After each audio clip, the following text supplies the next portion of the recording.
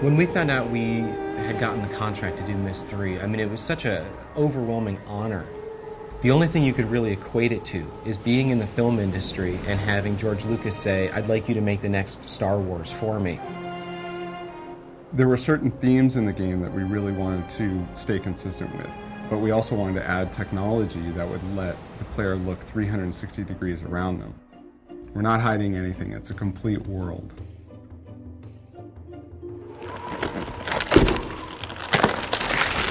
To say that we had a lot to live up to is a horrible understatement. There are millions of people that have played Myst and Riven. There are millions that have such high expectations of what Myst 3 has to be that it's almost daunting.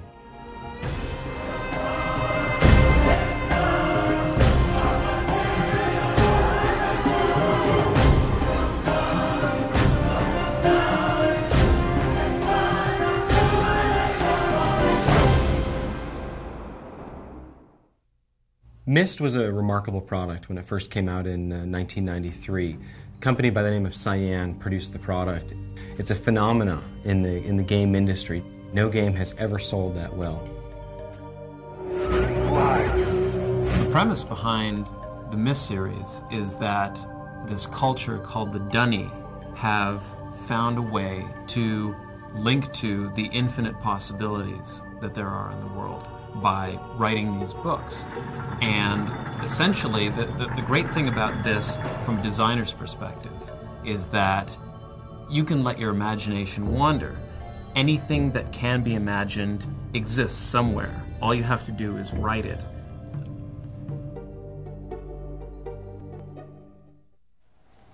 Atris, is that you? Come to rescue your book so soon? The really early decision that we made was to try to create a story context that would really offer us the opportunity to create a lot of deliberate puzzles. The Lesson Age concept gave us a great foundation to start from. My sons, I promise to teach you the secrets of my ages. This world is the idea behind the Lesson Age concept began with a question.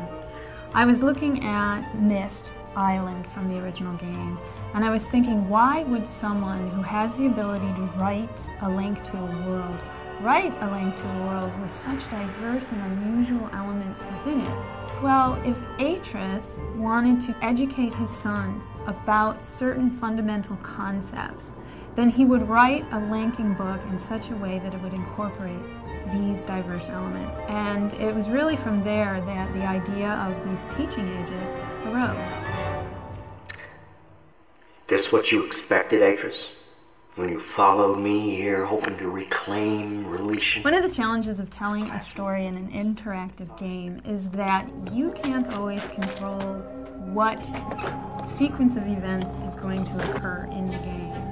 So in order to make a story work in Exile, we had to come up with ways in which we could tell the story from various directions. What's the matter, Atris? Can't remember how things work?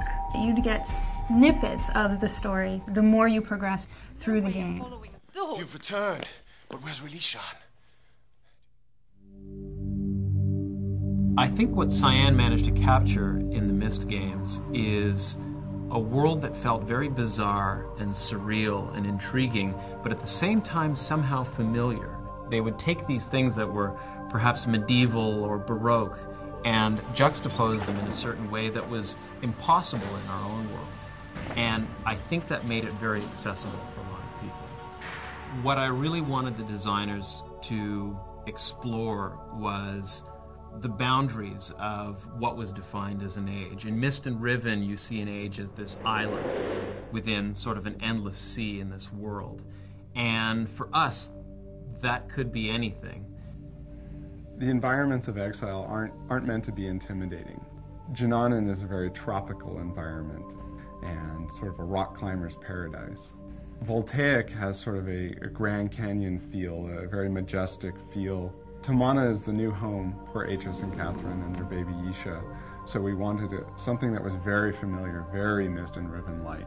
Some of the other environments are very different.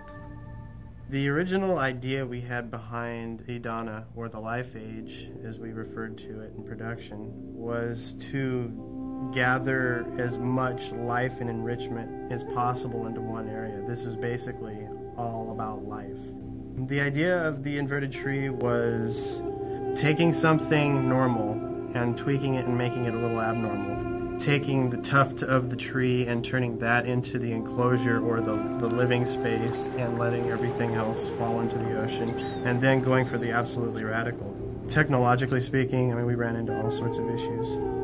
I was no longer confined to a flat two-dimensional map. I had to work three-dimensionally. I had to basically come up with another way to model this thing out. Everything was a challenge in this one. It is amazing how much work it takes to put together a project like this. You sort of have to step back and say, we are going to build the best game we can possibly build. We are going to put our heart and our soul into it. One of the first steps in achieving the graphics was to make sure that we had quality personnel. Our designers had to be top-notch.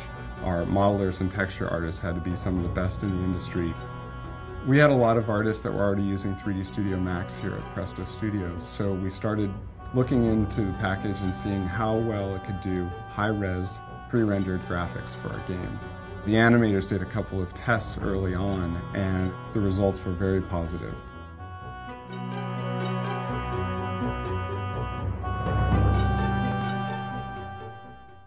The first challenge I faced on the Age of Junanan was building the terrain. I started out with a low poly proxy surface, which let us mass things in really quickly.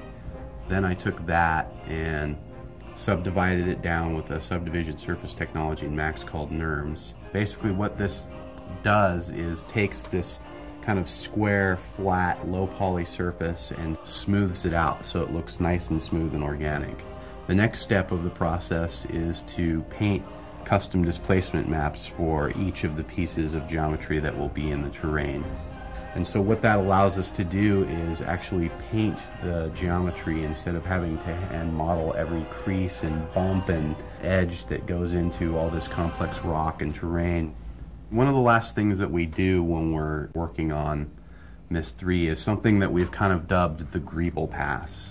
We go ahead and go through the entire age and add things like grass, weeds, debris, you know, just the kind of things that bring the age to life.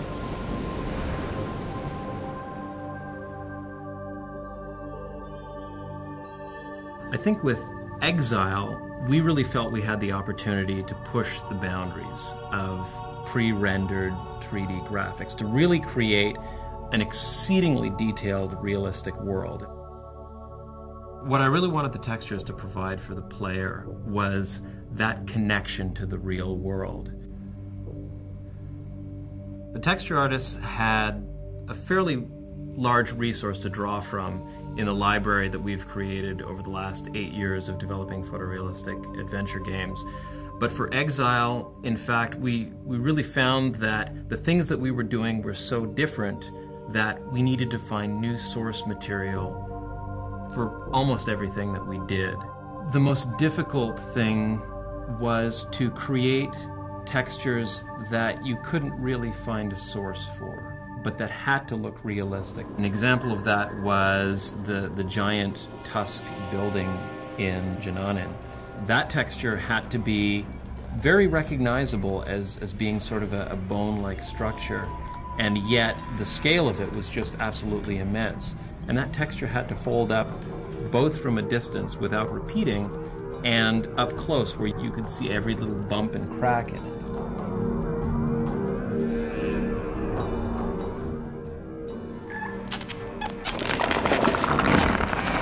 With the puzzles, we really wanted the player to have a clear idea of what they were going to do and what they were trying to solve, and be able to see the outcome of their trials right away.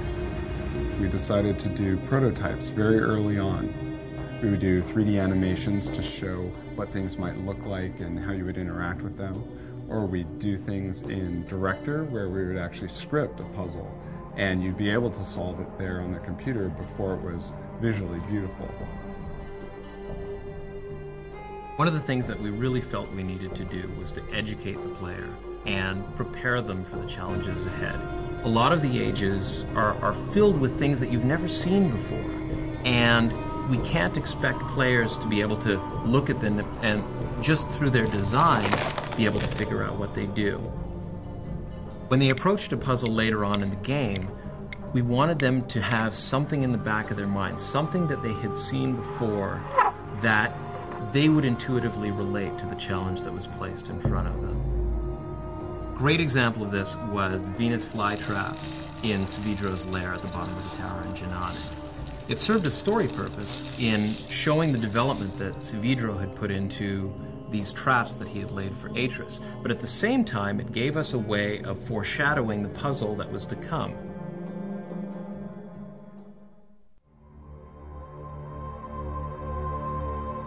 In my own opinion, I think that lighting was probably the most powerful tool that we had in creating these worlds. The mandate that I really put on each of the animators was to, with every scene that they created, to create something that would be a back-of-the-box picture.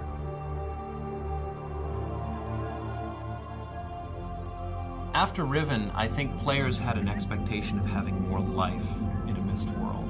With the Squee, we saw a great opportunity to have a puzzle by manipulating that creature. The first step of my job for realizing the animation of the Squee was to build the model. Once I've got a good wireframe mesh built, then I go ahead and build the material that tells the surface of the Squee how it should react to light. The last part of that is actually building fur. We actually have a little plug-in in Max that models each individual hair on the surface of the Squee. Once everything is in place, then I go ahead and build a virtual skeleton that will sit inside the Squee, which is what I animate.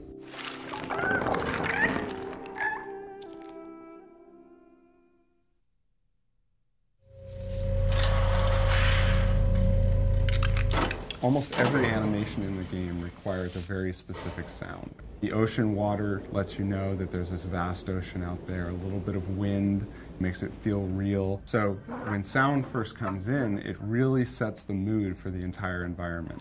Creating a sound effect, because of the meticulous detail in Exile, it's never quick.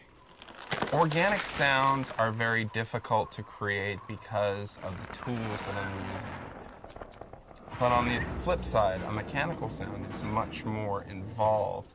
Some of the sounds that I use in, for instance, the observatory are extremely mechanical. Every process within that observatory is powered by this huge clock-generating, mechanical, looping, rhythmic thing.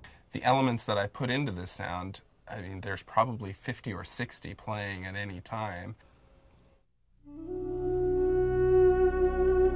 Speak.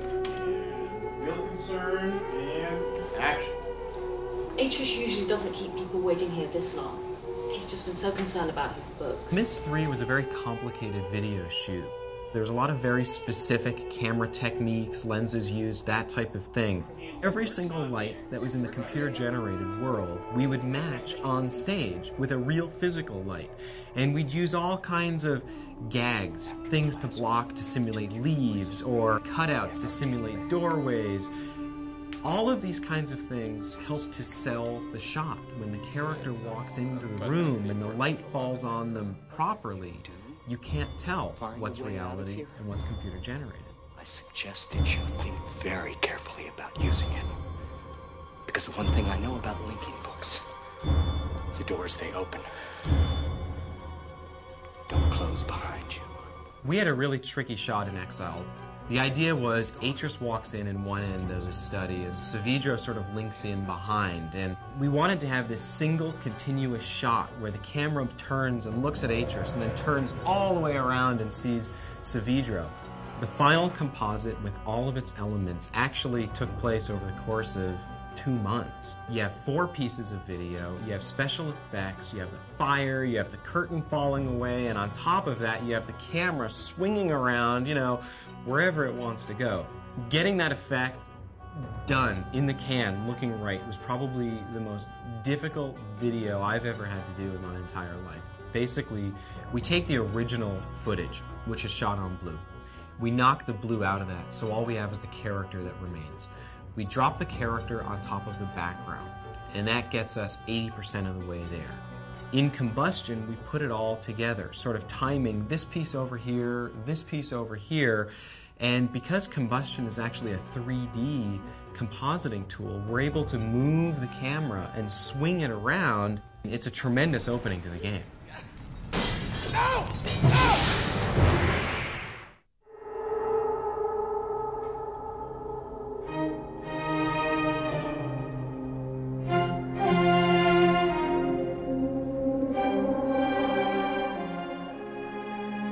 The most challenging aspect of doing a score like Myst 3 is that you really don't get a chance to see the game until very near the end, and by that time your music's written. I began to develop themes very early on. The main character has his own theme, and he has sort of a dark and a light side to his personality, where you have the really dark, tortured guy, and then you've got, you know, his sort of childlike self with a boy soprano, actually singing the exact same music, but it takes on a whole new meaning.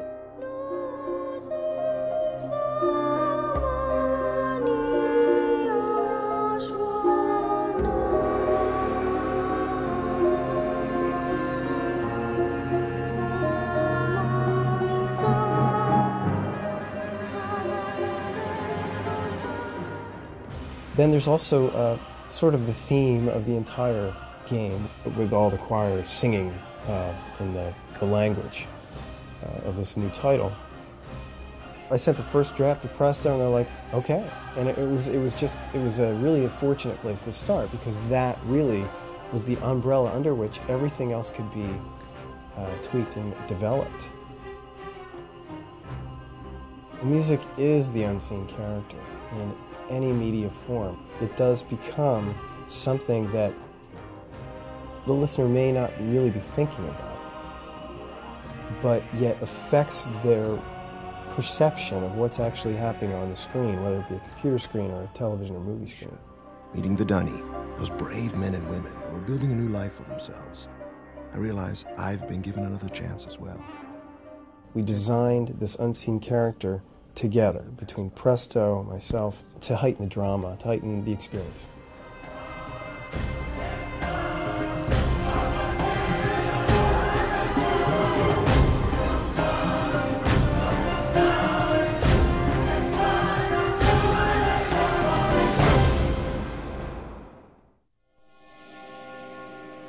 Myst and Riven presented all their images as sort of a slideshow. There'd be a single image and then you'd click and see another image. With Myst 3 Exile, we really wanted to immerse the player much more than just a slideshow. So we sort of combined the pre-rendered graphics with the technology of real-time 3D, and the player is able to see beautiful photorealistic graphics, but look 360 degrees around them and have a lot of freedom of movement. We call it Tamana. We moved here after H has finished writing Relicia. One of the big breakthroughs for us was finding a way to place movies and animations in the scene in such a way that they would continue to play no matter which direction you were looking. You could be looking up, down, sideways, continue to pan around and around, and the movies continue to play. You know, this trip is exactly what Atris needs right now. That's something that you couldn't do in Myst and Riven. This is really a step in technology for us. Well, the water technology in Exile, we wanted to do something a little different and a little better. We wanted to do more than just squish the pixels to the left and to the right or up and down. One of the coolest features about the water technology is the way we gave it the appearance of fading off toward the horizon. It really gives you a strong sense of distance when you're looking at the scene.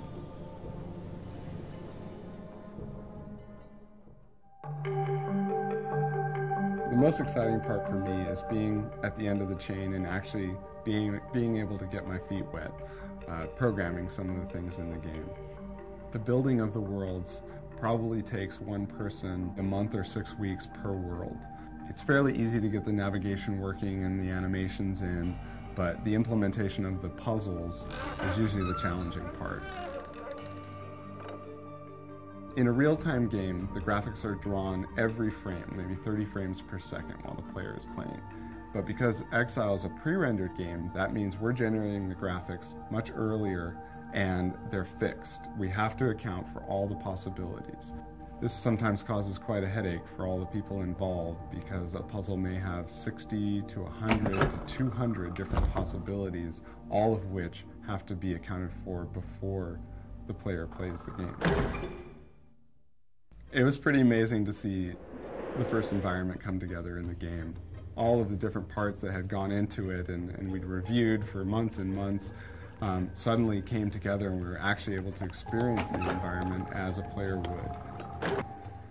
This is about as close to virtual reality as you might get. The greatest thing about Exile is I really feel that we achieved everything that we set out to achieve. We have a great game that sits as the sequel to Myst and to Riven. It is true to the story. It is true to the characters. The ages are beautiful. I think people are going to remember this game for a long time.